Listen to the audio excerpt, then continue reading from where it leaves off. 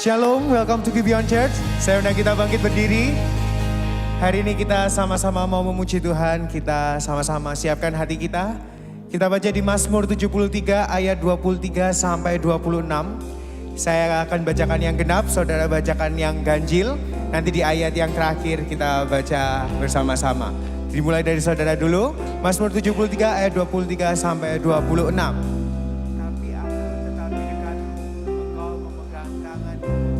Dengan nasihatmu engkau menuntun aku dan kemudian engkau mengangkat aku ke dalam kemuliaan. Siapa gerangan ada padaku di surga selain engkau? Selain engkau tidak ada yang begini.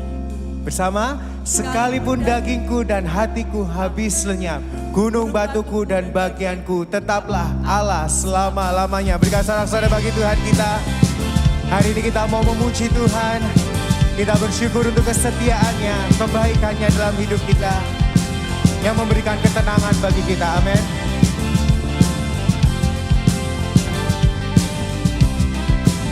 Mari pujikan.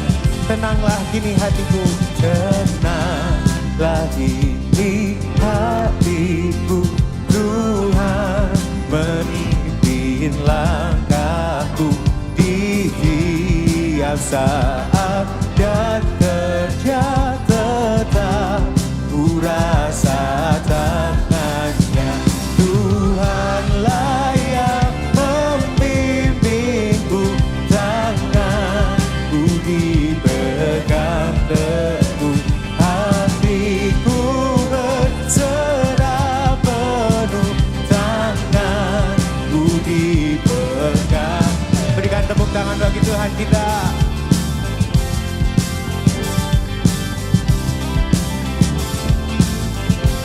Pujikan. Tak ku sesalkan hidupku dan juga masa depanku, sebab engkau tetap dekat, tanganku kau pegang erat. Tuhanlah yang membimbingku, tanganku dipegang teguh, hatiku berserah penuh, tanganku dipegang teguh. Tuhanlah yang membimbingku, tanganku dipegang teguh, hatiku berserah penuh, tanganku dipegang teguh. Katakan tenanglah, tenanglah, amin. Jiwaku, yes Lord, tenanglah, tenanglah, jiwaku, tenanglah, tenanglah, amin. Thank you Lord. Tenanglah, tenanglah, jiwaku. Apabila tugasku kau berikan kebenanganmu, kau takuti mau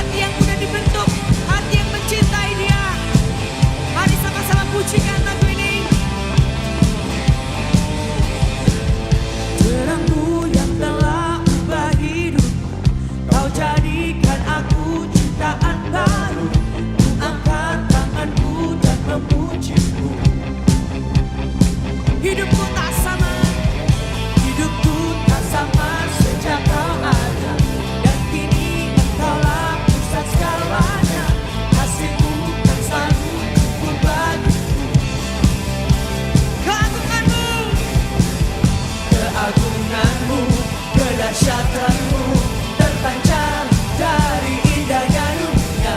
Segala yang ada telah kau ciptakan, karyamu sungguh tiada taranya.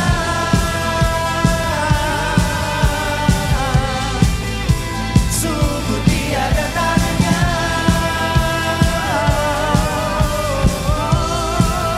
Angkat suaramu. Oh oh oh oh oh, mulia namamu. Oh oh oh oh, mulia namamu.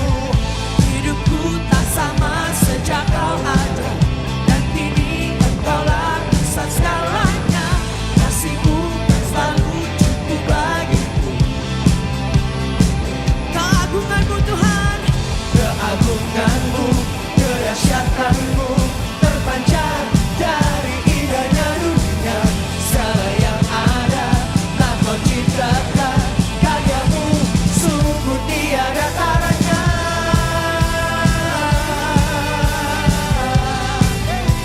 Sungguh tiada taranya.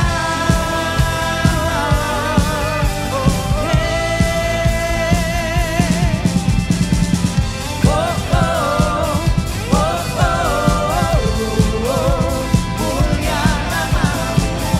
Oh oh oh mulia namamu. Segala sesuatu diciptakan oleh Dia, dari Dia, dan kembali untuk kemuliaannya. Amin saudara. Mari sama-sama angkat suara katakan, to God be the glory To God be the glory for the things He's done. for the things He's done. Thank you Jesus. To God be the glory for the things He's done. To God be the glory for the things He's done. To God be the glory. To God be the glory Yeah. for the things He's done. Keagunganmu Tuhan. Keagunganmu, kedahsyatanmu terpancar dari indahnya dunia. Kami nyatakan Yesus mulia. Segala yang ada Segala yang ada telah kau ciptakan, karyamu sungguh tiada taranya. Kami nyatakan Yesus mulia. Oh oh oh oh, mulia namamu. Oh oh oh oh, mulia namamu. Oh oh oh oh, mulia namamu. Oh oh oh oh, mulia namamu. Salam saudara, mari sekali lagi berikan tepuk tangan sorak-sorai bagi Tuhan kita yang baik, amin. Senang sekali hari ini kita bisa berjumpa, kita bisa beribadah bersama-sama, kita bisa meninggikan Tuhan kita Yesus Kristus. Mari sebelumnya kita akan membaca ayat pertanyaan katekismus kita hari ini.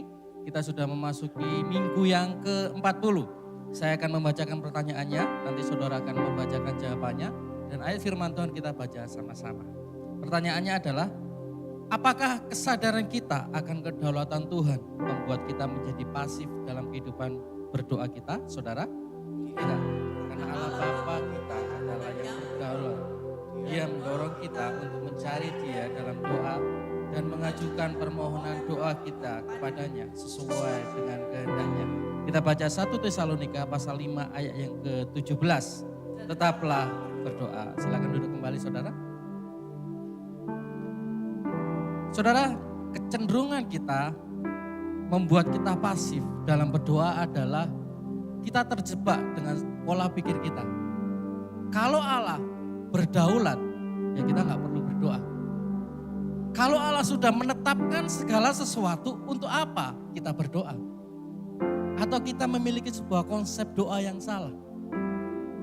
Kita berdoa hanya untuk mengubah pikiran Allah.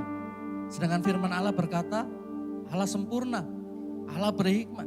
Tidak ada manusia yang bisa mengubah pikiran Allah. Kemudian pertanyaannya, untuk apa kita berdoa? Saudara, kita berdoa karena kita sadar bahwa kita adalah manusia yang terbatas. Kita manusia yang tidak bisa melihat kedaulatan Tuhan dalam hidup kita. Untuk itulah kita perlu berdoa. Untuk itulah kita perlu bergantung sepenuhnya kepada Allah. Untuk itulah kita setiap hari memohon pertolongan kepada Allah. Saudara kita yang sudah diselamatkan oleh Yesus. Doa adalah sarana komunikasi kita dengan Allah. Menyampaikan permohonan kita dengan Allah. Paulus berkata, janganlah hendaknya kamu khawatir tentang apapun juga, tetapi nyatakanlah dalam segala hal keinginanmu kepada Allah di dalam doa dan permohonan dengan ucapan syukur. Saudara, doa mengembangkan hubungan kita dengan Allah. Doa menunjukkan kepercayaan kita dan kebergantungan kita kepada Allah. Pada waktu kita menyampaikan permohonan kita kepada Allah, itu menunjukkan kondisi kita, keadaan kita pada hari itu kepada Allah. Tetapi saudara, kita perlu tahu bahwa pada waktu kita berdoa, kita perlu menempatkan Allah di posisi yang benar dalam hidup kita. Dia lebih besar daripada kita. Dan dia lebih tahu tentang kebaikan dalam diri kita. Sehingga pada waktu kita berdoa, kita bisa berkata, biarlah kehendak-Mu yang jadi dalam hidupku, bukan kehendak-Mu. Saudara, Allah akan mengabulkan doa pada waktu itu seturut dengan kehendak-Nya. Kemudian, saudara, kalau kita bisa renungkan, kita bersyukur punya Allah yang berdaulat. Kalau Allah tidak berdaulat, maka kita berdoa kepada Allah yang terbatas. Tetapi kita bersyukur bahwa kita berdoa kepada Allah yang berdaulat. Tidak terbatas kuasanya. Tidak bisa dihalangi apapun sehingga kita bisa datang berdoa apapun yang kita doakan. Dan saudara, seharusnya kedaulatan Tuhan justru menjadi dasar keyakinan kita di dalam berdoa. Oleh sebab itu saudara, dengan kebenaran ini kita tidak menjadi pasif dalam doa. Tetapi justru membuat kita mempunyai kehidupan doa yang tekun. Dan di dalam doa kita senantiasa kita meminta supaya hati kita diselaraskan dengan kehendak Tuhan. Amin. Mari saudara kita semua bisa bangkit berdiri. Saudara, hari ini saya beri waktu untuk kita semuanya minta ampun kepada Tuhan. Jika mungkin selama ini kita berdoa mementingkan diri kita sendiri. Atau mungkin pada waktu doa kita tidak dijawab. Kita marah kepada Tuhan, bahkan meninggalkan Tuhan. Mari hari ini saya beri waktu untuk kita semua berdoa, minta ampun kepada Tuhan. Silakan.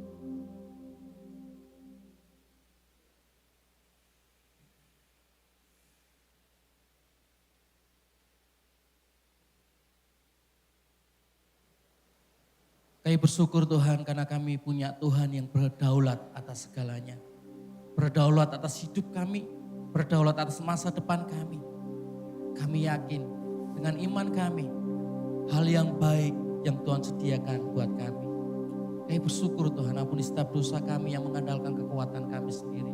Kami bersyukur, terima kasih untuk kebaikan-Mu bagi kami. Dalam nama Bapa, Putra, dan Roh Kudus Allah Tritunggal.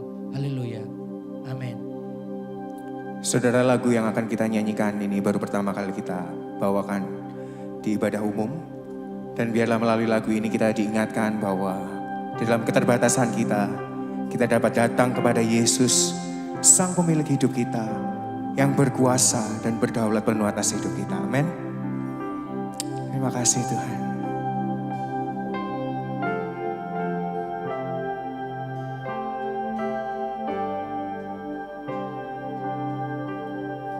Jesus said that if I thirst, I should come to Him.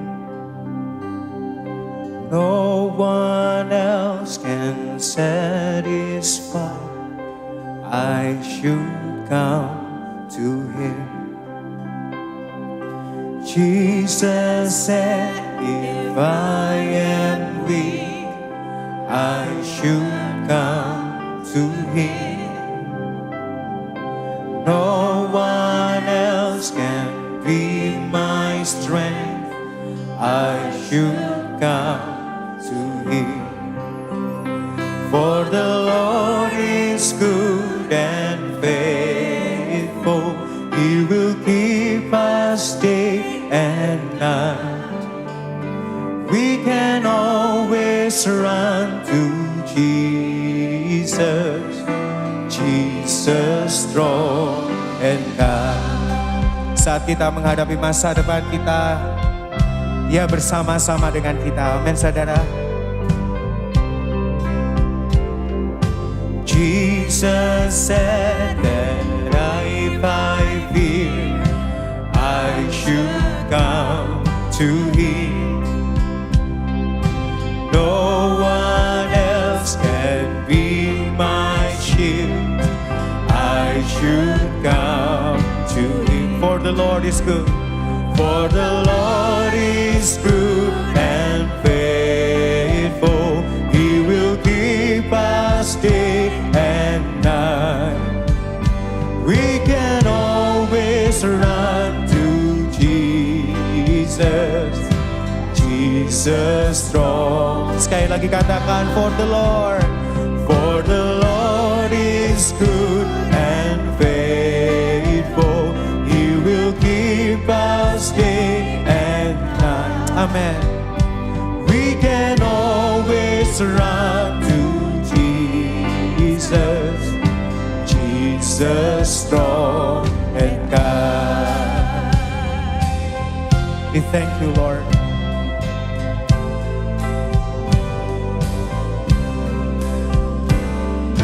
Jesus said, if I am lost, He will come to me. Amen. And He showed me on that cross, He has come to me. Sekali lagi dengan penuh sukacita katakan, Jesus said, if I am lost, He will come to me. And He showed me on that cross. Katakan, He has come to me. For the Lord is good and faithful. He will keep us day and night. Amen. We can always run to Jesus, Jesus strong. For the Lord is good, for the Lord is good and faithful. He will keep us day and night. We can always run to Jesus, Jesus strong and kind. Jesus strong, Jesus strong and kind. Amen. Jesus strong and kind. Terima kasih Tuhan. Engkau bersama dengan kami Tuhan. Thank you Lord. Kami bersyukur Tuhan, kami memiliki Bapa di mana kami bisa datang kapanpun juga dengan seluruh beban kami Tuhan. Kami punya akses langsung kepadamu Tuhan. Sehingga apa yang menjadi problem kami, apa yang menjadi beban kami bisa diingatkan bahwa Engkaulah satu-satunya pengharapan kami Tuhan. Terima kasih Yesus.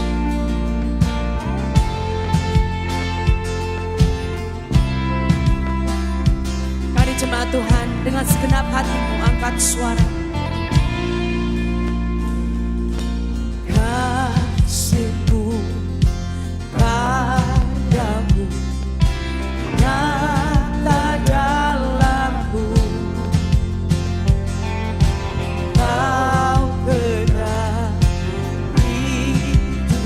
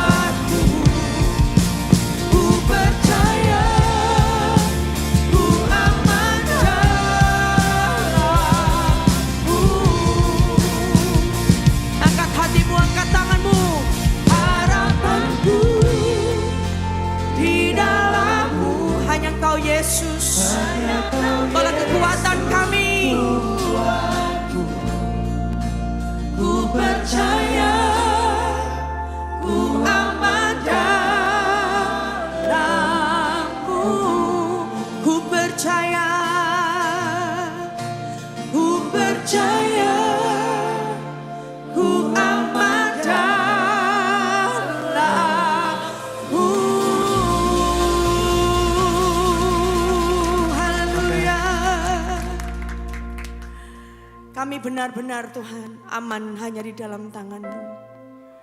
Biarlah melalui lagu yang kami nyanyikan, iman kami dibangkitkan, pengharapan kami dibuat lebih kokoh lagi Tuhan. Mungkin seringkali kami terkecoh oleh keadaan kami, sehingga kami menaruh pengharapan dan mencari jalan keluar di luar selain Engkau. Tetapi biarlah hari ini Tuhan, Engkau mengingatkan kami kembali bahwa Engkaulah satu-satunya pengharapan kami. Engkau adalah dasar kami yang kokoh. Karena di mana landasan yang kami berpijak itu Tuhan, Engkau adalah Allah yang sama dahulu, sekarang sampai selama-lamanya. Dan Engkau bukan Allah yang nun jauh di sana, tetapi Engkau Allah yang dekat dengan kami. Engkau telah menebus dosa kami dan Roh Kudus selalu menyertai kami. Terima kasih Tuhan untuk hal itu. Kalau sebentar kami akan mendengarkan kebenaran firman-Mu, biarlah Injil itu mengoperasi hati kami, menyelaraskan hati kami dengan kehendak-Mu Tuhan. Mengajar kami untuk mengenal isi hati-Mu. Terima kasih Tuhan, kami siap untuk mendengarkan firman-Mu. Biarlah Engkau siapkan pikiran kami, hati kami menjadi tanah yang subur untuk menerima Injil, berita kekekalan itu buat kami. Hanya di dalam nama Tuhan Yesus kami berdoa dan bersyukur. Yang percaya sama-sama katakan amin. Silakan duduk saudara. Tiba saatnya kita diberi kesempatan untuk memberikan persembahan. Anda dapat memberi dengan cara transfer ke rekening gereja yang kami cantumkan, atau dengan scan QR Code melalui aplikasi-aplikasi yang ada di samping saya. Juga bisa melalui mesin EDC yang kami sediakan di area Giving Booth. Dan bagi Anda yang ingin berkontribusi dalam pembangunan gereja, Anda bisa langsung scan QR Code atau transfer ke rekening gereja yang tersedia khusus untuk pembangunan. Semua informasi yang dibutuhkan untuk memberi ada di kartu informasi Ways to Give di kursi masing-masing saat Anda datang. Kami juga menyediakan amplop yang dapat Anda pakai untuk memberi secara tunai, lalu dapat Anda masukkan ke dalam kotak persembahan yang tersedia di pintu keluar saat pulang nanti. Kita memberi bukan supaya diberkati, tetapi kita memberi karena kita sudah diberkati. Sebelum memberi, mari sama-sama kita berdoa. Bapa, terima kasih untuk anugerah-Mu bagi setiap hidup kami. Terima kasih untuk setiap pekerjaan yang Kau berikan kepada kami. Terima kasih untuk setiap usaha yang Kau berikan kepada kami. Semua itu adalah anugerah yang Kau berikan buat kami. Dan saatnya kami akan memberikan persembahan kepadamu. Pakai persembahan ini untuk kemuliaan nama-Mu. Kami siap untuk memberi dengan segala sukacita. Dalam nama Bapa, Putra, dan Roh Kudus Allah Tritunggal. Haleluya. Amin. Selamat memberi, Tuhan Yesus memberkati. Hi everyone, glad to see you. I'm Karen and this is Gibeon Weekly News.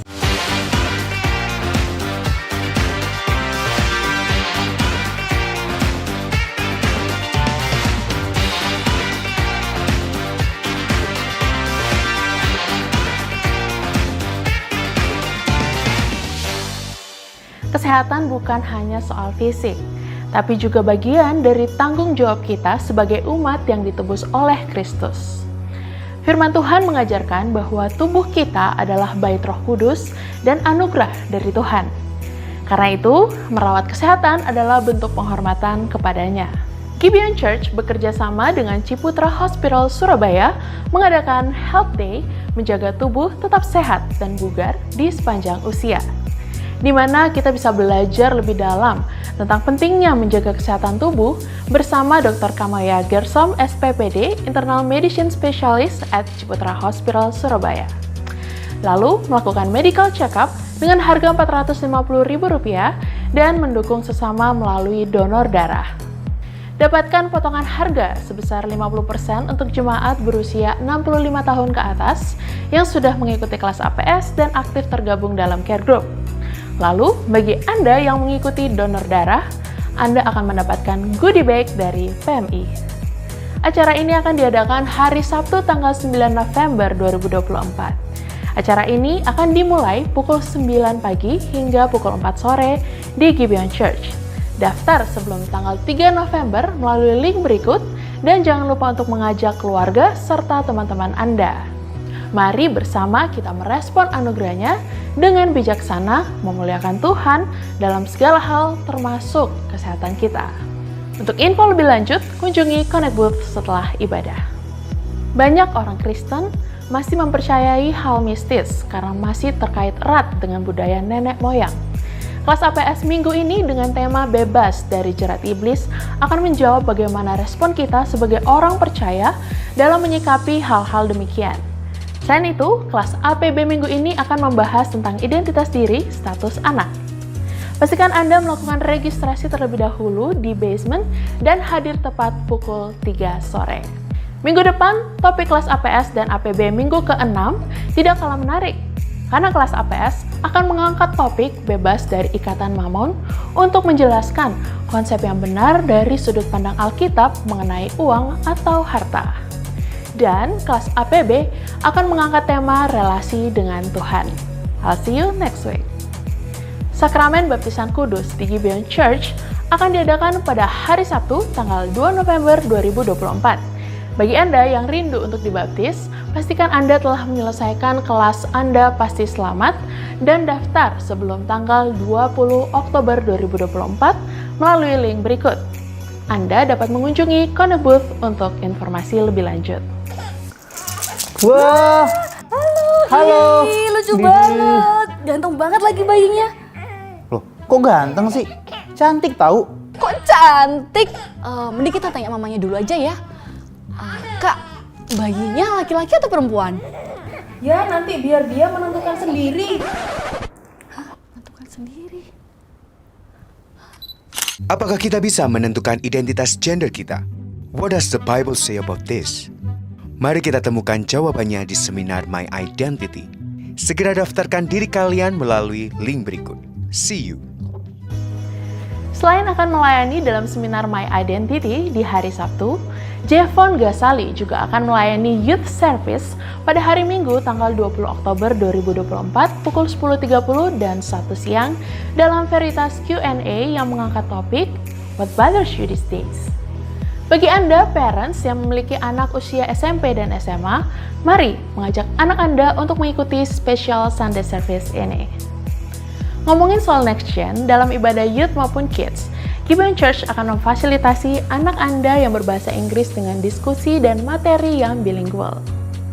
Kami berterima kasih bagi Anda yang telah mengambil bagian dalam proses pembangunan gedung Gibeon Church, sehingga total dana yang terkumpul telah mencapai nominal yang tertera di layar ini. Kami masih membuka kesempatan bagi Anda yang ingin mendukung kami melalui dana. Anda dapat memberi dengan cara scan QR Code yang ada pada kartu di kursi Anda, atau melalui nomor rekening Building Fund di layar ini, atau bisa juga memberi melalui mesin EDC yang ada di Giving Booth lantai basement setelah ibadah ini.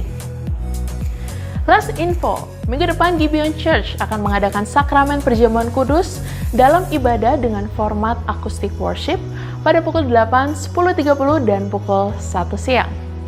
That's all for today. Mari mempersiapkan diri untuk mendengarkan khotbah From Judges to Jesus minggu ke-10. Please welcome our lead pastor, Pastor Michael Christian, dan selamat mendengarkan khotbah. Untuk pengumuman yang luar biasa, saudara ya. Welcome to Gibeon Church. Bagi saudara yang pertama kali hadir bersama dengan kami mengucapkan selamat datang teman-teman yang live streaming online. Welcome, thank you for tuning in. Kita mempunyai hashtag bukan tempat untuk orang sempurna, tapi kita semua disempurnakan oleh kuasa Injil dan kasih karunia Kristus. Nah, sebelum saya masuk ke dalam khotbah, tadi di dalam pengumuman ada sedikit bahwa kita akan memfasilitasi English speaking kids and youth with bilingual discussion and material. Saya ingin memberikan klarifikasi sedikit mengenai mungkin ada yang salah paham bahwa kelas bahasa Inggris ditiadakan. Bukan begitu, saudara. Kita tetap memfasilitasi kids dan youth dengan diskusi dan materi yang bilingual. Jadi ada Indonesia dan bahasa Inggris tetap ada. Tetapi kita sadar bahwa karena kita sadar bahwa banyak sekolah yang memang bahasa pengantarnya adalah bahasa Inggris. Anak-anak saya pun juga grow up di Amerika ya saudara ya. Kalau pastornya aja ngomongnya di rumah bahasa Inggris. Namun yang kita mau lakukan ini begini saudara. Yang kita berusaha lakukan adalah melebur keeksklusifan dari kelas bahasa Inggris saja. Yang bisa memiliki kecenderungan eksklusif. dari anak-anak yang sekolah internasional dan sekolah mahal saja. Sehingga itu bisa membuat kesenjangan. Nah saudara, saya cerita sedikit ya, anak-anak saya juga semua lahir dan besar di USA. Jadi anak saya pun juga pergi ke sekolah internasional. Tetapi begitu masuk Gibeon Church tahun 2014, saya pastikan anak-anak saya itu membaur, belajar bahasa Indonesia. Mereka waktu pindah ke Indonesia, meskipun di rumah kami ngomong bahasa Inggris, mereka perlu belajar bahasa Indonesia dan belajar untuk cinta Indonesia.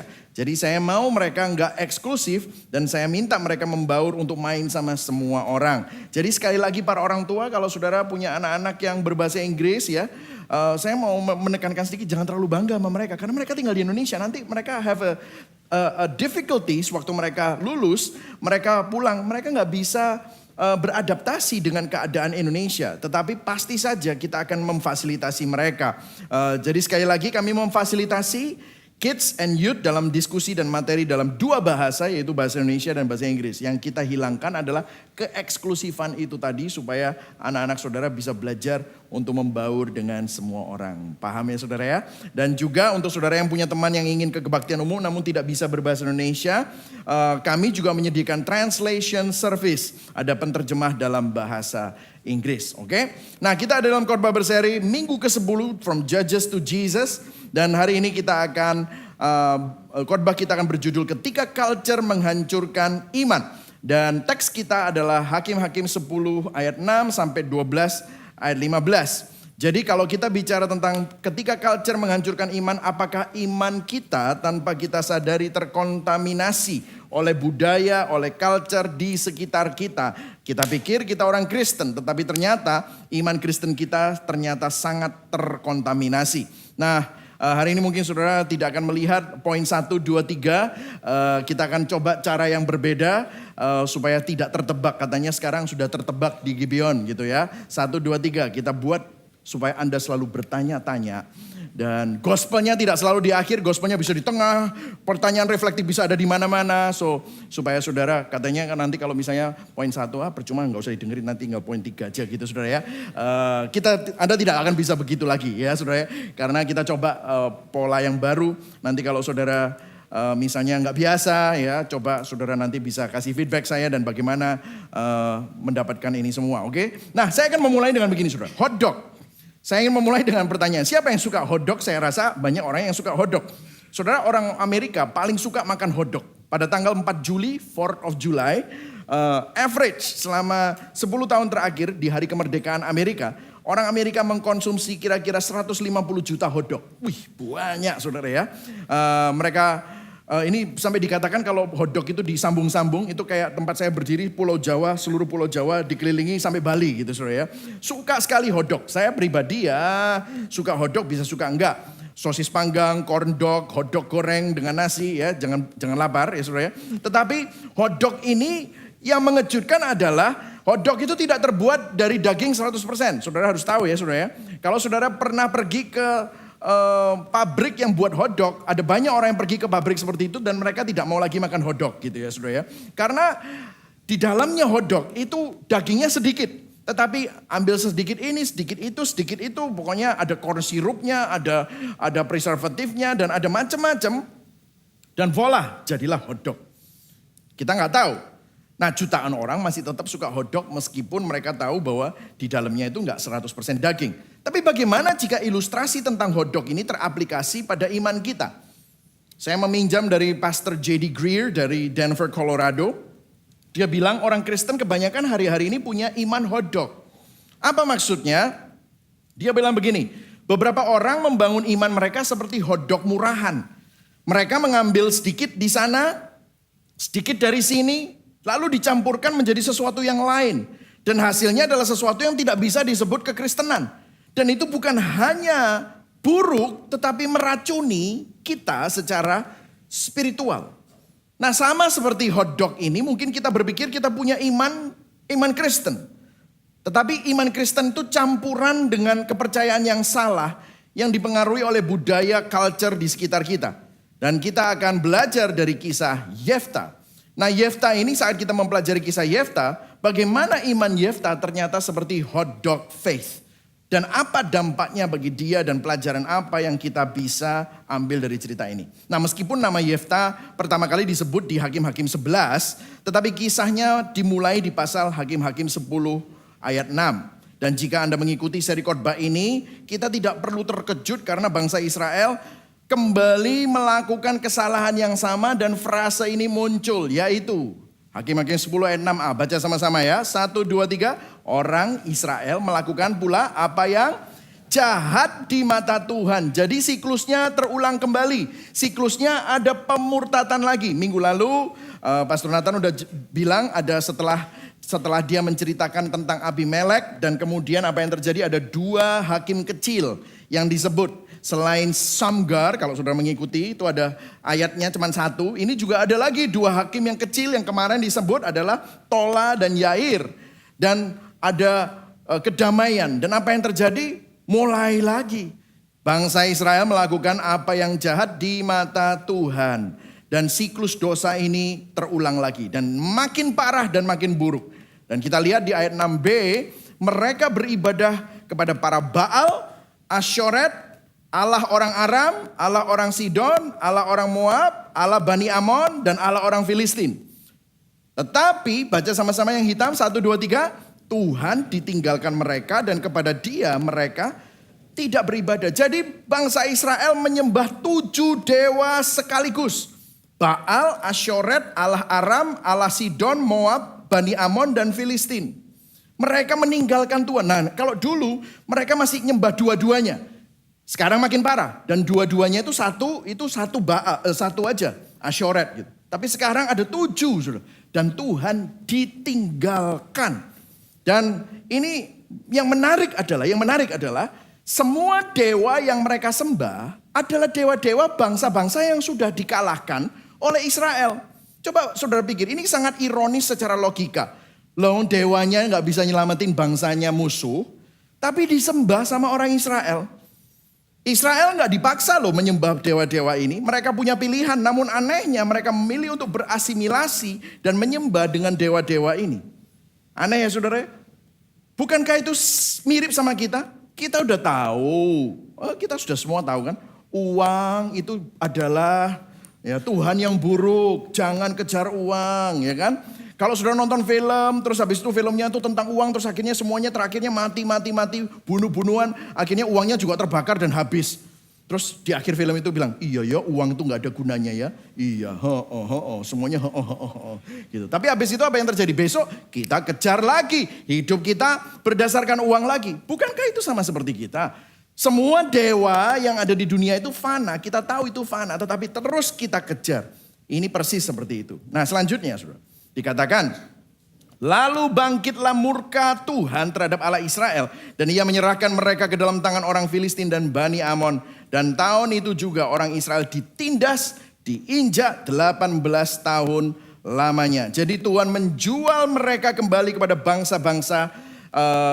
bangsa-bangsa yang ada di sekeliling mereka. Padahal dewanya mereka sembah. Dan dikatakan ayat 9-10. Bani Amon itu menyeberangi sungai Yordan dan berperang melawan suku Yehuda, suku Benyamin dan suku Efraim. Sehingga orang Israel sangat terdesak. Nah ayat 10, baca sama-sama ayat 10. Ini kelihatannya kata-katanya sangat bagus. Tetapi kalau kita perhatikan lebih dalam ternyata itu tidak seperti aslinya. Oke kita baca sama-sama ayat 10. 1, 2, 3. Lalu berserulah orang Israel kepada Tuhan. Katanya, kami telah berbuat dosa terhadap engkau. Sebab kami telah meninggalkan Allah kami lalu beribadah kepada para Baal. Nah, di sini kelihatannya mereka bertobat. Namun jika kita perhatikan lebih dekat, mereka nggak benar-benar bertobat. Seruan mereka minta tolong terasa rutin dan tidak tulus. Mereka hanya memanfaatkan Tuhan untuk menyelamatkan mereka dari penindasan. Bangsa Israel tidak sungguh-sungguh bertobat dari dosa mereka. Mereka hanya menyesal dari dosa namun tidak bertobat. Mungkin juga seperti kita. Saya punya masalah. Setelah kita minta tolong koneksi kita minta tolong pejabat, kita minta tolong teman kita minta tolong saudara kita. Semuanya jalan buntu. Satu-satunya yang belum dicoba apa? Berdoa. Datang kepada pendeta minta didoakan. Datang ke gereja berdoa. Jadi kadang-kadang kita ini persis seperti mereka. Mereka tidak mencari Tuhan untuk Tuhan, tetapi mereka hanya ingin Tuhan menyelesaikan masalah mereka. Mereka tidak suka konsekuensi dosa. Apa itu? Penindasan dan perbudakan. Kita juga nggak suka konsekuensi dosa. Apa itu? Masalah kita, pergumulan kita. Akhirnya apa? Mereka berputar terus dalam siklus penyembahan berhala. Dan bahayanya begini saudara. Sangat mungkin untuk kita berbalik dari penyembahan berhala dengan cara yang menyembah berhala. Apa maksud saya? Maksud saya adalah bisa saja kita bertobat dari penyembahan berhala, tetapi kita datang kepada Tuhan dan memperlakukan Tuhan seperti berhala. Dan Tuhan tahu hati mereka dan menegur mereka. Apa tegurannya? Ayat 11. Tetapi firman Tuhan kepada orang Israel, bukankah aku telah menyelamatkan kamu dari orang Amori, Mesir, Amori, Amon, Filistin, Sidon, Amalek, Maon yang menindas kamu ketika kamu berseru kepadaku. Tetapi kamu meninggalkan aku dan beribadah kepada Allah lain. Sebab itu aku tidak akan menyelamatkan kamu. Pergi sajalah, berseru kepada Allah yang telah kamu pilih itu. Biar merekalah yang menyelamatkan kamu pada waktu kamu terdesak. Ayat 15, kata orang Israel kepada Tuhan, kami telah berbuat dosa, lakukanlah kepada kami segala yang terbaik, segala yang baik di matamu. Hanya tolonglah kiranya kami sekarang ini. Dan mereka menjauhkan para allah asing dari tengah-tengah mereka. Lalu mereka beribadah kepada Tuhan. Maka Tuhan tidak dapat menahan hati melihat kesukaran mereka. Kalau sudah lihat di sini, mereka memperlakukan Tuhan seperti salah satu berhala mereka. Saat misalnya, ya udah aku tak bertobat, aku tak mengikuti persyaratan, aku mesti apa? Orang Israel berusaha menyuap Tuhan dan berusaha mengontrol Tuhan dan berharap kalau aku berkata-kata yang tepat, melakukan hal yang benar, maka sekarang Tuhan akan menolong aku. Itu yang terjadi. Tapi saya suka apa yang Tuhan lakukan selanjutnya. Israel memang menyingkirkan dewa-dewa dan kita harap ini tulus ya. Kadang-kadang kita ini tidak tahu apakah seseorang itu tulus atau tidak. Ya, saya harapkan kadang-kadang kita ini tahu tulus atau tidak itu setelah beberapa tahun dalam hidup kita ya. Mereka menyingkirkan dewa-dewa mereka dan berkata kepada Tuhan, ampuni Tuhan, kami mau bertobat. Dan ayat yang tadi terakhir kita baca, maka Tuhan tidak dapat lagi menahan hatinya melihat kesukaran mereka. Jadi kalau saudara lihat, inilah hati Tuhan. Ini jangan dipikir begini ya. Ada orang yang berpikir ini seperti formula. Oke, kita minta tolong sama Tuhan, kata-katanya yang melas, kata-kata yang melas. Biar Tuhan sakno sama kita gitu. Saudara, Tuhan tidak lihat kata-katamu, tapi Tuhan lihat hatimu. Yang setuju katakan amin. Amin saudara. Nah, Tuhan memang marah kepada bangsa Israel karena menyembah Allah lain. Tetapi dia juga Tuhan yang merasa sakit hati ketika melihat umatnya menderita. Dia tidak tahan melihat umatnya, bahkan umatnya yang berdosa ditindas. Dalam semua penderitaan mereka, seakan-akan Tuhan pun juga ikut menderita. Kita melihat hati Tuhan untuk umatnya. Nah di sini saya sebelum lanjut kepada berikutnya, saya mau memberikan pertanyaan reflektif di bagian ini. Apakah kita atau Anda atau saya membiarkan budaya di sekitar kita mempengaruhi cara kita melihat Tuhan? Saudara, tanpa kita sadari, karena budaya transaksional yang terjadi di sekeliling kita, kita bisa saja memakai cara itu untuk bertransaksi dengan Tuhan. Apakah kita melihat Tuhan sebagai Tuhan atau memperlakukan Tuhan seperti berhala? Dapatkah kita melihat hati Tuhan yang tetap mengasihi kita sekalipun kita jatuh di dalam dosa dan memilih untuk menyembah hal-hal lain selain Tuhan? Of course kita nggak ngomong seperti itu dengan keras, tapi jauh di dalam hati kita memanfaatkan Tuhan dan berpikir bahwa Dia harus memberi kita apa yang kita inginkan kalau kita memainkan kartu yang benar. Oh, kalau aku ikutan pemuritan, kalau aku rajin ke gereja, kalau aku ngasih persembahan, kalau aku melakukan ini dan itu, maka kita secara diam-diam mengatur Tuhan dan tidak memperlakukan Tuhan sebagai Tuhan. Kita memperlakukan Tuhan seperti boneka untuk memberikan kita apa yang kita inginkan, seperti berhala yang memberikan apa yang orang Israel inginkan. Doa kita hari ini, sebelum kita lanjut kepada cerita Yefta, adalah ketika budaya mungkin menganggap Tuhan sebagai pribadi yang berguna, Biarlah kita tetap teguh dalam Injil dan melihat Tuhan sebagai pribadi yang indah. Yang setuju katakan amin. Masukkan ini di dalam hati. Karena kalau kita tidak hati-hati, budaya sangat meracuni kita. Tanpa kita sadari kita bisa mengadopsi. Saya berdoa kita menempatkan Tuhan di tempat yang benar di hati kita. Oke? Nah, selanjutnya kita lanjut. Jadi kita melihat apa yang terjadi di latar belakang sebelum Yefta dipilih. Israel adalah bangsa yang menyembah berhala lagi. Mereka bukan lagi mencintai Tuhan, tetapi mereka menyembah 7 berhala yang berbeda. Tetapi begitu mereka mengalami penindasan, mereka bertobat seakan-akan ya. Kita lihat apakah pertobatnya betul atau tidak. Nah ceritanya adalah, kalau saudara lihat ayat 17 sampai 18 kita nggak usah baca. Jadi Bani Amon, yaitu bangsa di sekitar bangsa Israel, mereka berkumpul dan siap menyerang Israel. Mau minta daerah Israel, yaitu Gilead. Dan mereka itu sudah ditindas 18 tahun dan sekarang mau dihabisin. Maka disinilah ceritanya bagaimana Tuhan mengirimkan keselamatan melalui juru selamat yang tidak terduga. Juru selamat yang tidak terduga ini namanya Yefta. Nah di ayat Hakim-Hakim 11 ayat 1 dikatakan begini. Adapun Yefta, orang Gilead itu adalah seorang pahlawan yang gagah perkasa. Tetapi ia anak seorang perempuan sundal, yaitu anak pelacur. Ayah Yefta ialah Gilead. Ayat 2. Juga istri Gilead melahirkan anak-anak laki-laki baginya. Setelah besar anak-anak istrinya ini, maka mereka mengusir Yefta. Katanya, engkau tidak mendapat milik pusaka dari keluarga kami. Sebab engkau anak dari perempuan lain. Ini mirip sinetron gitu saudara ya. Jadi ini ada anak anak dalam sama ini anak tiri begitu saudara ya. Tapi yang anak tiri itu yang jago kerja, ceritanya begitu. Nah, ya kan? Ini yang jago perang gitu ya. Kemudian ayat 3, maka larilah Yefta dari saudara-saudaranya dan diam di tanah Top. Di sana berkumpullah kepadanya petualang-petualang yang pergi merampok bersama-sama dengan dia. Jadi saya tunjukkan sedikit bagaimana Yefta ini latar belakangnya seperti apa. Dia itu seorang pahlawan yang gagah perkasa.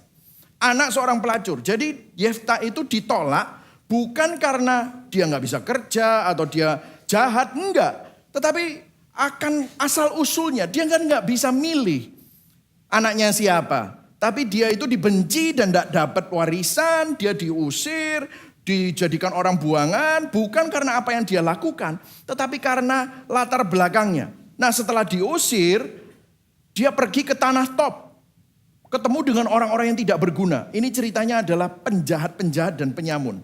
Jadi kalau saudara perhatikan, Yefta ini menjadi seorang yang dari pahlawan gagah berani jadi orang buangan dan akhirnya dia jadi kepala mafia, begitu saudara ceritanya. Dia jadi kepala bandit, jadi bos penjahat. Nah ini kan mirip sekali sama film-film gitu ya. Tapi ini jago perang. Mungkin di perkemahan somewhere gitu ya.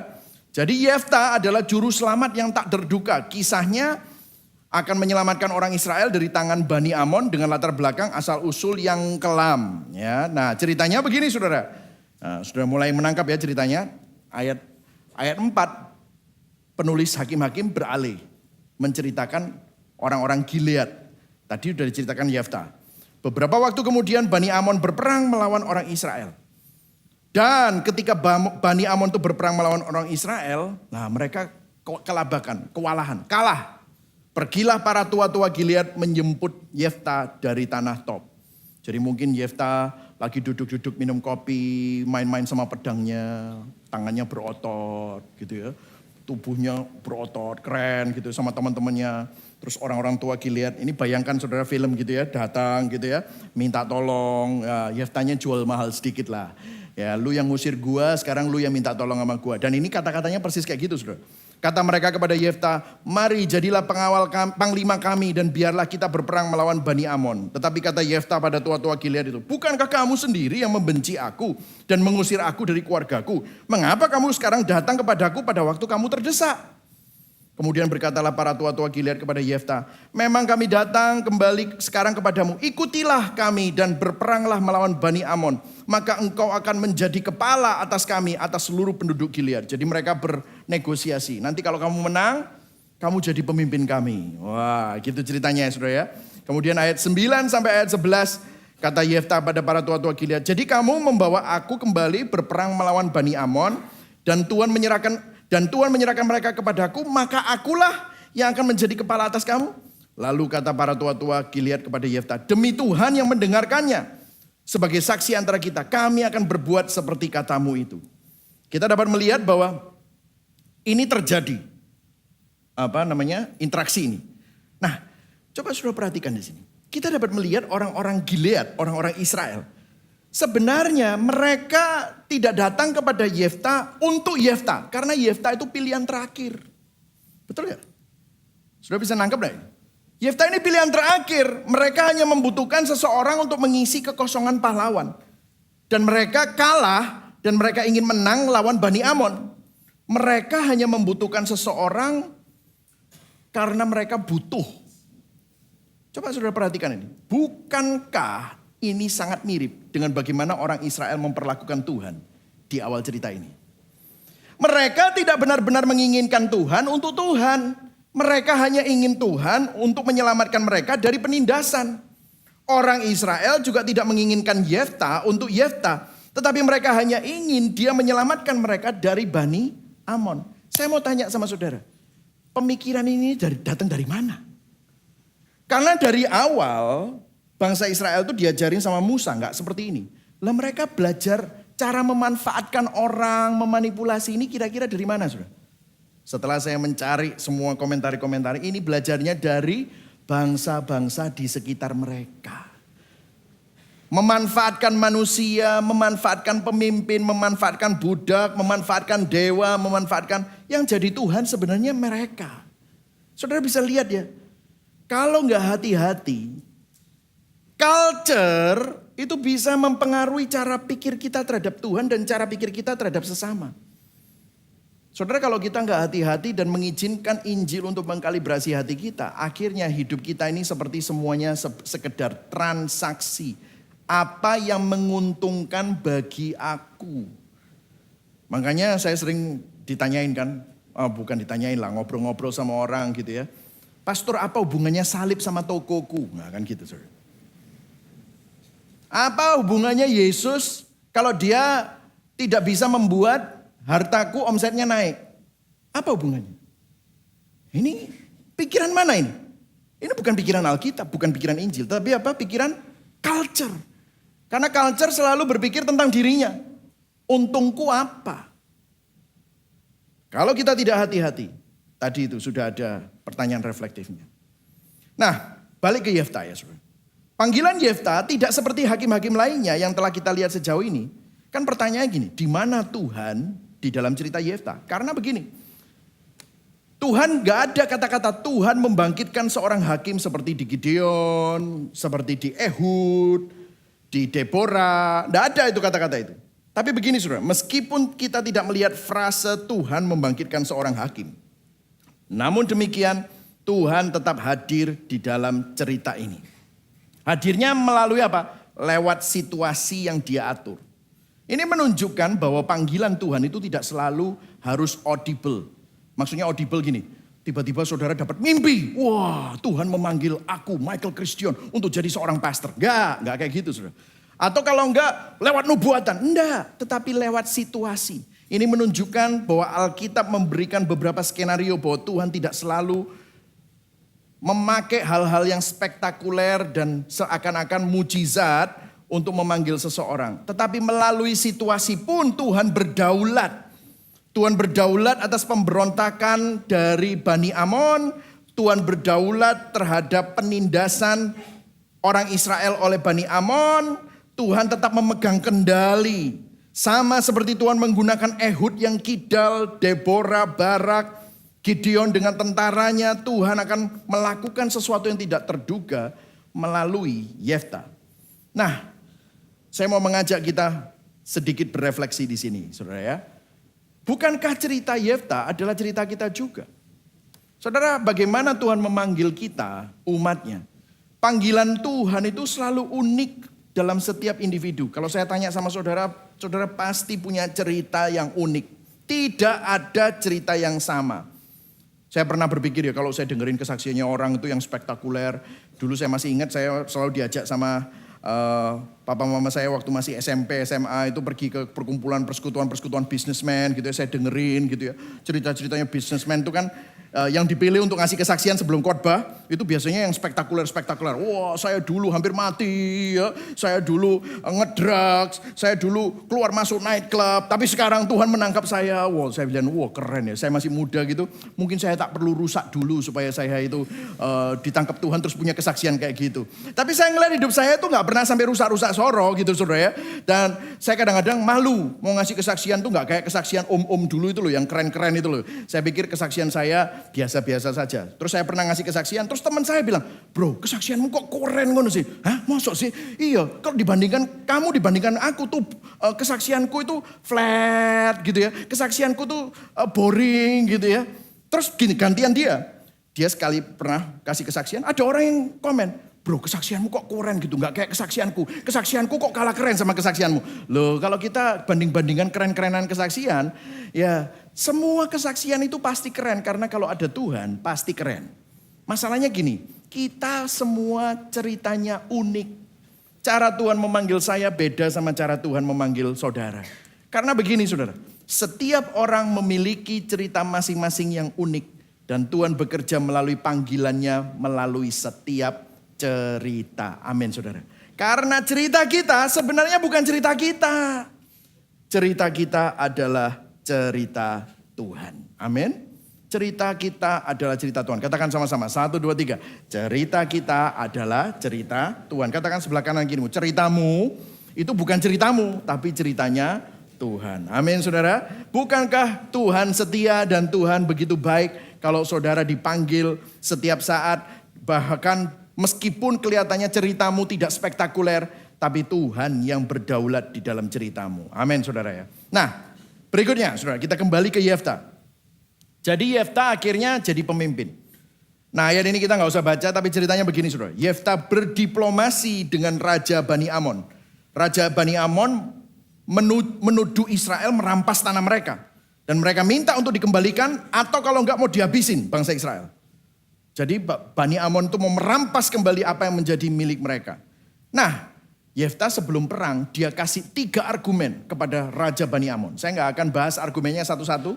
Tadi pagi saya bahas, tapi nanti kepanjangan. Hakim-Hakim 11 ayat 14 sampai 28. Ya, Yefta nggak langsung perang, tapi dia berikan 3 argumen. Yang pertama argumen secara historis, argumen secara teologis, dan argumen secara logis dan hukum. Wah ini kayak seminar apologetika gitu saudara. Sungguh ini, wah luar biasa. Jadi secara historis dia bilang, loh ini tanah bukan miliknya siapa-siapa. Kita mau lewat Moab gak boleh, kita muter diserang sama orang. Diserang sama orang Amori. Kita kalahkan orang Amori dan ini jadi tanah kita. Itu historisnya. Kemudian secara teologis, loh ini yang ngasih tanahnya Tuhan. Loh kamu kan punya dewa. Kamu kan dikasih sama dewamu tanah itu. Ya kalau mau minta sama dewamu tanah yang lain. Ini tanah dikasih sama Tuhan. Terus secara logis. Wah Raja Moab, Raja Balak itu gak pernah protes 300 tahun kita tinggal sini. Lah kamu siapa? Kok moro-moro protes gitu. Ya dia bilang gitu saudara. Sama Raja Bani Amon. Tetapi upaya Yefta gagal. Bernegosiasi. Gagal. Jadi akhirnya ayat 28 mereka mau tetap perang. Nah disinilah sebelum perang, nanti kita akan melihat ada sebuah langkah yang dilakukan Yefta. Yang sangat kontroversial. Apa ini? Kok bisa seperti ini? Dikatakan begini. Lalu roh Tuhan menghinggapi Yefta. Jadi mestinya kalau roh Tuhan sudah menghinggapi Yefta, itu sudah pasti menang. Ia berjalan melalui daerah Gilead, ya kita terusin gak usah dibaca, ayat 30 yang dikatakan. Lalu, loh ini sudah tidak perlu mestinya. Tapi lalu bernazarlah Yefta kepada Tuhan katanya. Jika engkau sungguh-sungguh menyerahkan Bani Amon itu ke dalam tanganku. Ayat 31.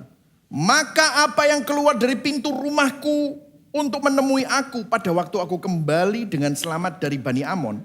Itu akan menjadi kepunyaan Tuhan. Dan aku akan mempersembahkan apapun yang keluar dari rumahnya sebagai korban bakaran. Nah, muncullah masalah. Yefta membuat nazar yang tidak perlu kepada Tuhan. Bahwa dia akan mempersembahkan apapun yang pertama kali keluar dari rumahnya sebagai korban bakaran. Disembelih saudara. Jika dia menang. Dan apa yang terjadi selanjutnya? Saya ceritakan aja, gak usah dibaca. Ceritanya Yefta menang. Yefta menang habis-habisan. Dia menimbulkan kekalahan yang amat besar buat Bani Amon. Bani Amonnya hancur, ditundukkan di depan orang Israel. Sudah menang, arak-arakan, sorak-sorai. Ketika Yefta pulang ke Mispa di rumahnya, yang keluar pertama kali siapa saudara? Anak perempuannya saudara. Wah, anak perempuannya keluar menyongsong dia dengan memukul rebana serta menari-nari. Dia anaknya yang tunggal.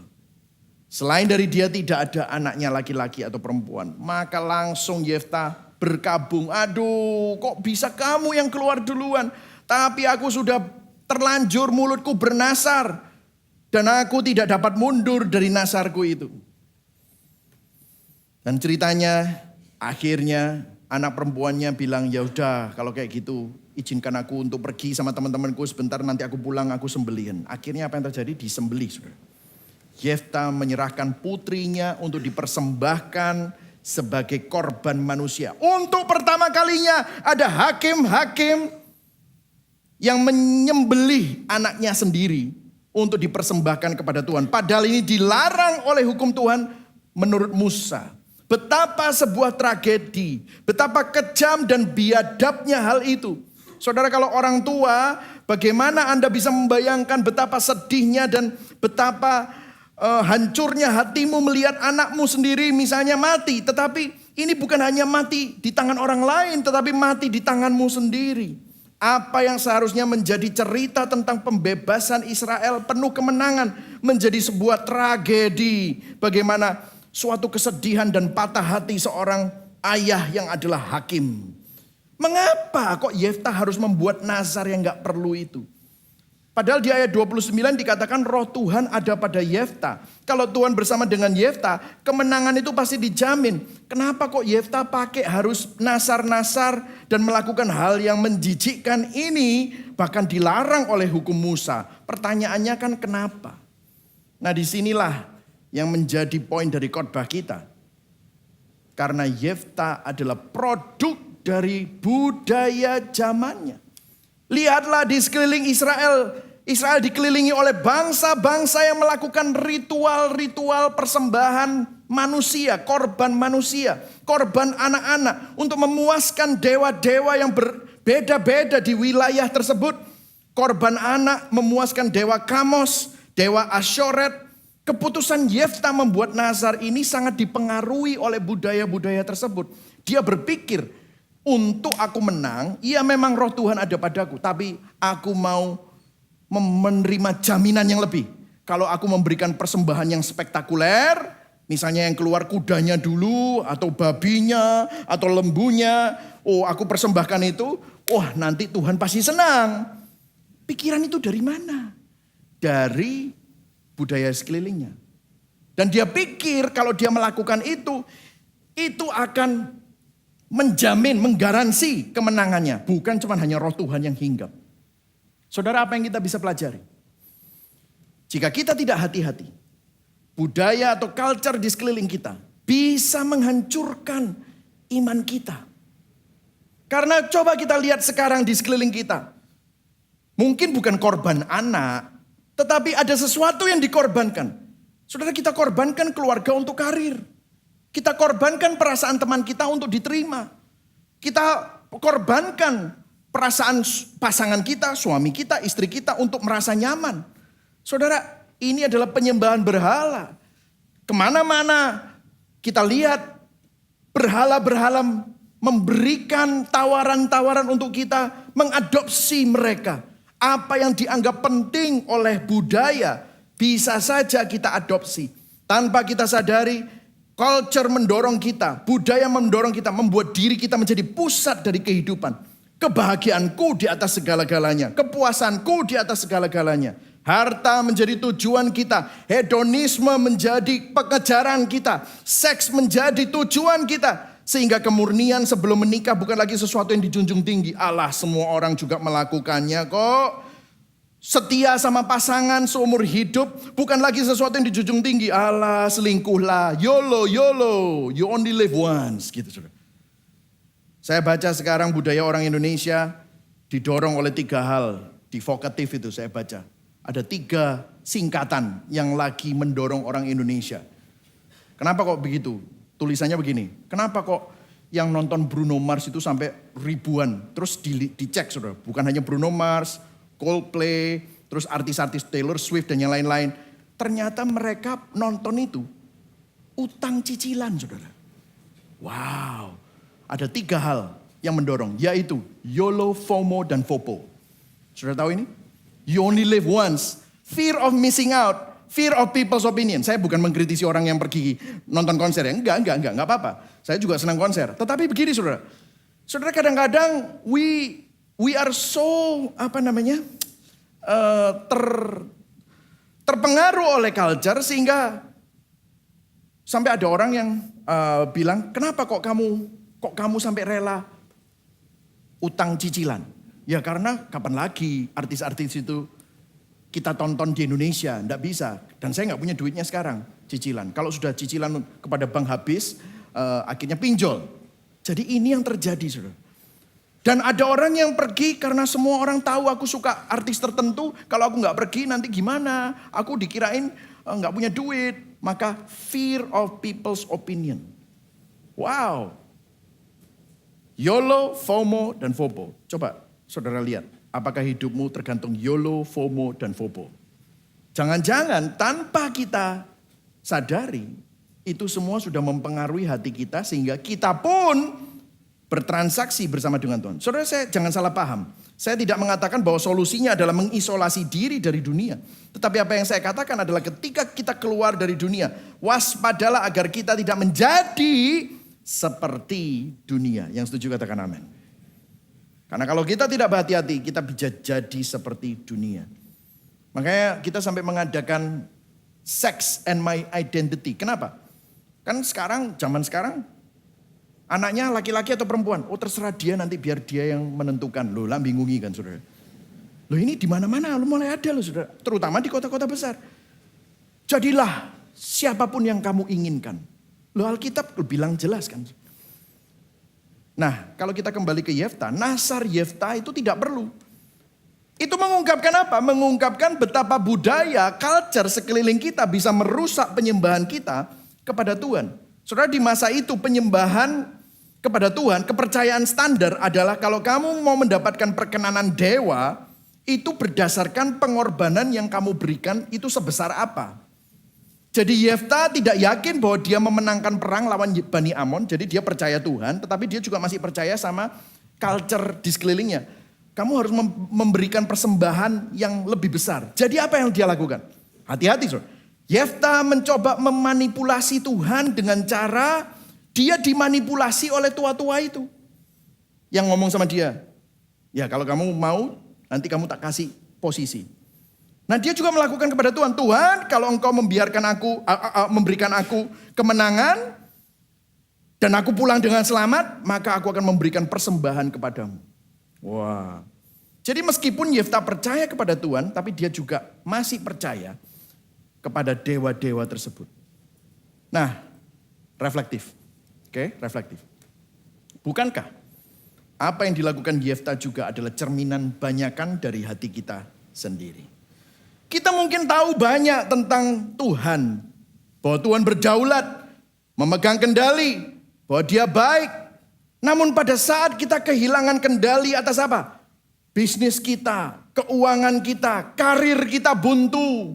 Hubungan kita mulai hancur. Kesehatan kita atau kesehatan orang tua kita tampaknya semakin buruk.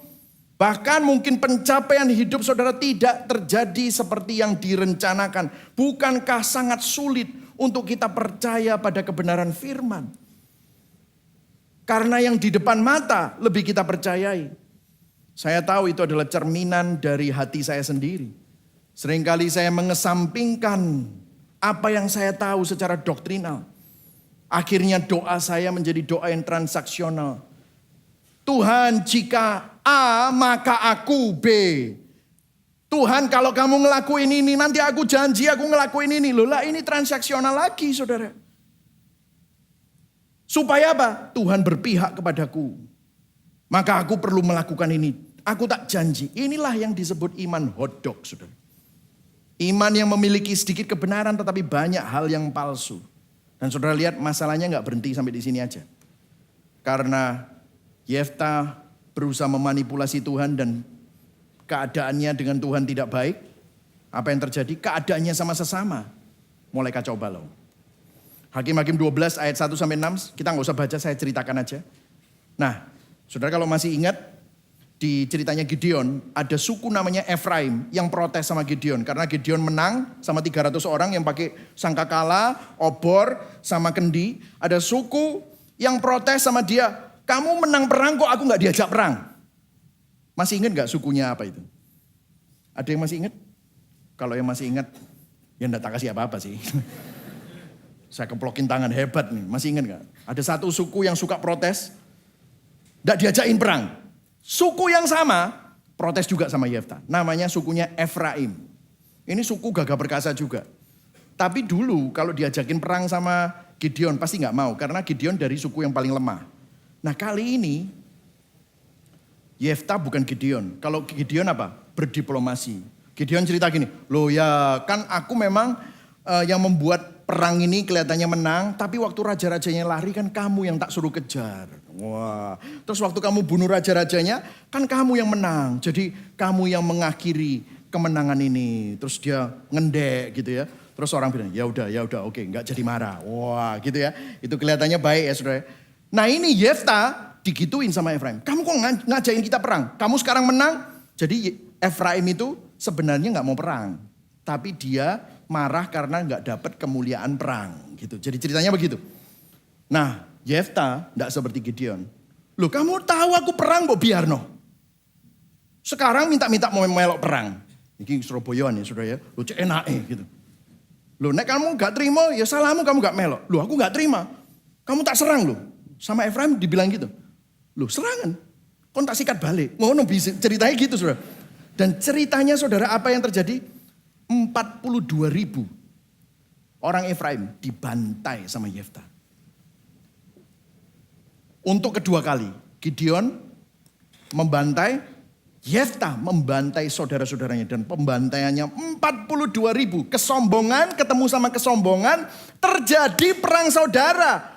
Orang Gilead yang dipimpin Yefta dan orang-orang Efraim. Saudara bisa lihat di sini, ternyata culture itu merusak hubungan Yefta bukan hanya kepada Tuhan, tetapi juga Yefta gagal dalam hubungannya dengan saudara-saudaranya. Ya memang Efraim salah, tapi Yefta bukannya membawa masalah ini ke hadapan Tuhan dan mencari cara yang lebih baik untuk menyelesaikan masalah ini. Kan mestinya bisa dengan damai. Tapi yang dia lakukan, dia bantai 42.000 orang Efraim yang adalah saudara-saudaranya sendiri. Yefta membiarkan budaya kekerasan pada zaman itu yang balas dendam.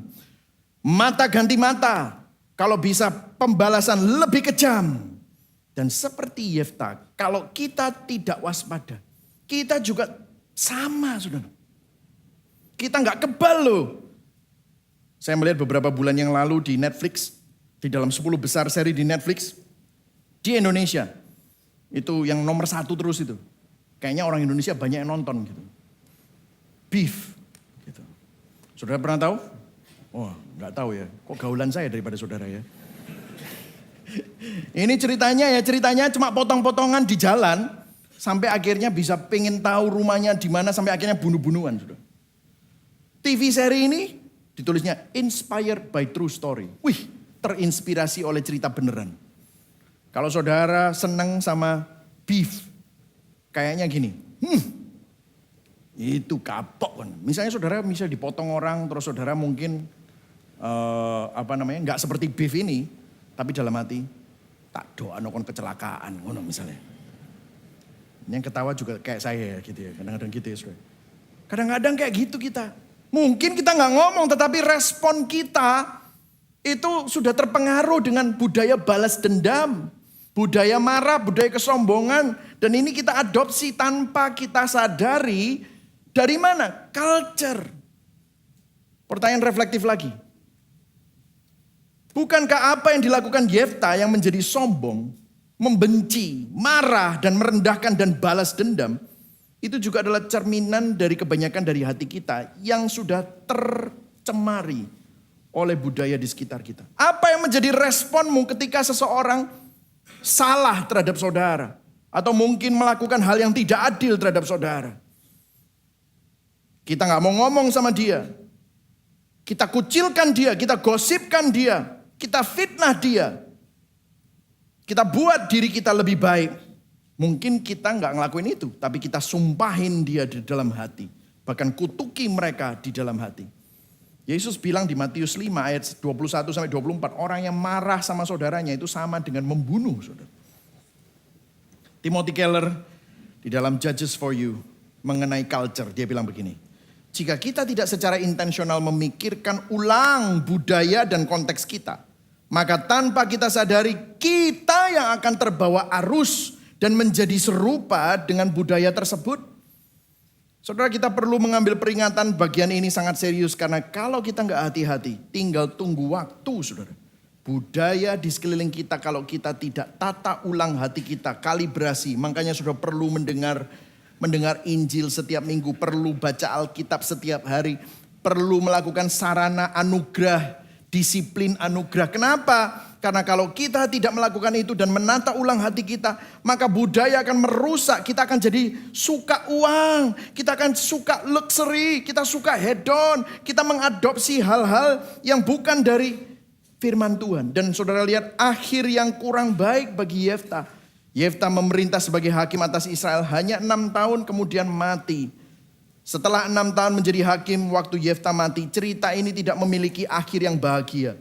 Kemenangan militer Yefta diwarnai oleh tragedi pengorbanan putrinya. Jadi korban sembelihan, korban manusia. Dan juga pembantaian perang saudara, pembantaian 42.000 saudara-saudaranya. Tapi di sini Tuhan bekerja melalui hakim-hakim yang lain. Kalau saudara lihat Hakim-Hakim 12 ayat 8-15. Meskipun Yefta meninggalkan warisan yang tragis, Tuhan tetap bekerja untuk memulihkan Israel. Muncul 3 hakim kecil. Ibsan, Elon, dan Abdon. Kalau saudara tahu Abdon adalah suku Efraim. Suku Efraim yang sombong tadi itu. Muncullah seorang hakim yang baik. Memimpin Israel setelah Yefta. Selama masa kepemimpinan mereka 25 tahun damai dan kemakmuran. Betapa setia dan berbelas kasihan Tuhan kepada umatnya. Tetapi sama seperti keselamatan Yefta yang tidak sempurna. Pemulihan yang dipimpin oleh 3 hakim kecil ini. Ibsan, Elon, dan Abdon. Juga ada tanggal kadaluarsanya. Karena Yefta dan hakim-hakim yang lain bukanlah karakter utama dalam cerita ini. Seharusnya memang Tuhanlah yang menjadi karakter utamanya. Begitu juga dengan hidup kita. Cerita kita bukan tentang kita. Tetapi cerita kita adalah cerita Tuhan. Katakan sama-sama, cerita kita adalah cerita Tuhan. Setiap hakim mati. Dan tidak lama sampai sesudah dia mati, Israel kembali dipengaruhi oleh penyembahan berhala. Apa yang sebenarnya dibutuhkan oleh umat Israel? Bukan lebih banyak anak, bukan lebih banyak kedamaian dan kemakmuran. Apa sih yang kita butuhkan? Bukan terobosan keuangan, bukan tidak adanya masalah. Karena kalau sudah dapat terobosan keuangan sekarang, mungkin kalau uangnya sudah habis atau kalau ekonomi masalah, saudara akan punya masalah keuangan lagi. Kalau saudara dapat kesembuhan jasmani, satu hari saudara akan sakit lagi. Karena yang kita butuhkan bukanlah terobosan-terobosan yang fana. Yang kita butuhkan adalah seorang Yefta yang lebih baik. Untuk menyelamatkan kita dari dosa dan hati yang rusak. Karena masalah utamanya adalah dosa yang masih bercokol di dalam tubuh kita, hidup kita, hati kita yang rusak. Bagi saudara yang sudah lahir baru, hatimu perlu terus dikalibrasi, ditata ulang. Karena kita punya kecenderungan yang berdosa. Para hakim hanyalah bayangan dari juru selamat yang sesungguhnya yang akan datang. Siapa dia? Yesus Kristus. Dan kalau saudara perhatikan kontras pola dari Yefta dan Yesus. Karya Kristus berkebalikan dari Yefta. Yefta dipengaruhi oleh budaya berhala, tetapi Yesus tidak terpengaruh oleh budayanya.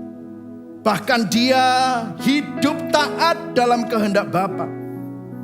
Yefta bernegosiasi dengan Tuhan dengan melakukan nasar yang tidak perlu.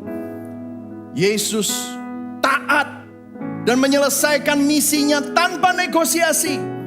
Seakan-akan dia hampir bernegosiasi di Taman Getsemani. Pada waktu dia berlutut, dia bilang, hatiku sedih mau mati rasanya. Dia menangis, dia berpeluh darah. Dan dia berkata, kalau bisa cawan ini berlalu dari hadapanku. Tetapi bukan kehendakku. Dia tidak bernegosiasi. Tanpa negosiasi, namun kehendakmu. Aku harus minum ini. Yefta terjebak kekerasan. Dia balas dendam. Yesus mempersembahkan. Dia tidak mempersembahkan dirinya sendiri. Dia tidak terjebak. Dia memberikan kasih. Dia waktu di atas kayu salib. Ampuni mereka karena mereka tidak tahu apa yang mereka lakukan. Yefta mempersembahkan putrinya sebagai korban. Yesus, karena begitu besar kasih Allah akan dunia ini, sehingga dia mengaruniakan anaknya yang tunggal. Yefta punya anak perempuan tunggal, tapi Yesus adalah anaknya yang tunggal. Tapi dia tidak mempersembahkan orang lain, dia mempersembahkan dirinya sendiri sebagai korban yang sempurna tanpa dosa. Yefta ditolak, tetapi penolakannya membawa tragedi. Yesus ditolak oleh orang-orang yang seharusnya dia selamatkan. Tetapi dia terus membawa penebusan yang sempurna. Yefta merusak hubungannya dengan Tuhan dan membantai sesamanya. Yesus membangun hubungan yang sempurna dengan Tuhan dan menyelamatkan saudara-saudaranya. Yefta membawa keselamatan sementara, Yesus membawa keselamatan kekal dan mengubah hati yang mati menjadi hati yang hidup. Itulah yang Kristus lakukan. Yesus Kristus adalah juru selamat yang lebih baik dari Yefta. Berikan tepuk tangan buat Tuhan karena dia yang menyelamatkan saudara. Yesus adalah juru selamat yang tidak terduga. Lahir dari keluarga yang sederhana, mengalami penolakan, tetapi dia adalah anak Allah yang dipilih untuk membawa manusia berdosa memasuki suatu era baru di mana mereka menerima keselamatan kekal. Hari ini saudara dan saya ada di sini. Ceritamu menjadi ceritanya Tuhan. Itu semata-mata karena apa yang Kristus lakukan di atas kayu salib. Sekarang ketika kita memandang kepada Yesus dan menaruh iman kita kepadanya, kita tidak perlu lagi ragu sama Tuhan. Kita memiliki jaminan bahwa di dalam Kristus Tuhan tidak akan pernah meninggalkan kita. Melalui perjuangan apapun, rasa sakit apapun, penderitaan apapun, pergumulan apapun, ketidakpastian dunia, kita punya jaminan. Kita punya kepastian bahwa Tuhan, God is with us. Hari ini kalau saudara ragu, Tuhan di mana kan? Tuhan tidak pernah jauh. Ingat pandang salibnya. Salib itu adalah lambang, adalah bukti bahwa dia sudah melakukan segala-galanya untuk mendapatkan saudara. Saudara adalah milik Tuhan. Amin saudara. Mari sama-sama kita bangkit berdiri. Sebelum kita meresponi firman ini dengan menaikkan lagu Christ is our hope in life and death. Orang berinjil jaga hati dari budaya yang merusak iman dan dengan sadar mengkalibrasi hati dengan firman Tuhan. Orang berinjil tidak akan memperlakukan Tuhan seperti berhala, namun mengasihi Tuhan karena Tuhan itu indah. Yang setuju katakan amin. Amin saudara. Orang berinjil sadar bahwa panggilan Tuhan bukan karena kemampuanmu, bukan karena ceritamu, Namun panggilan Tuhan adalah tentang cerita Tuhan. Dan panggilan Tuhanlah yang memampukan kita. Orang berinjil sadar bahwa di dalam Kristus ada jaminan kehadiran dan penyertaan Tuhan di dalam setiap musim kehidupan. Yang setuju berikan tepuk tangan sekali lagi buat Tuhan. Amin. Harapan kita Kristuslah. Kristuslah jawabnya, apa yang yakinkan kita. Jiwa kita, Jiwa kita miliknya, Sang Sang Pemegang. pemegang kehidupan, yang firman-Nya takkan gagal. Siapa yang menopang kita? Kasih Kristus. Kasih Kristus yang setia. Katakan nyanyi haleluya. Nyanyi haleluya, harapan yang kekal. Nyanyi haleluya, selamanya berseru.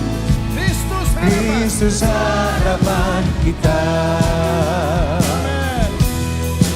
Apa yang tenangkan jiwa kita? Katakan sama-sama. Apa yang tenangkan jiwa? Tuhan baik. Tuhan baik, Dia baik. Tuhan baik. Di manakah anugerahnya?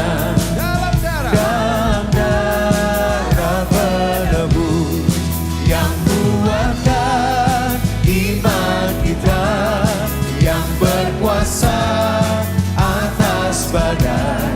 Siapa tuntut kita pulang?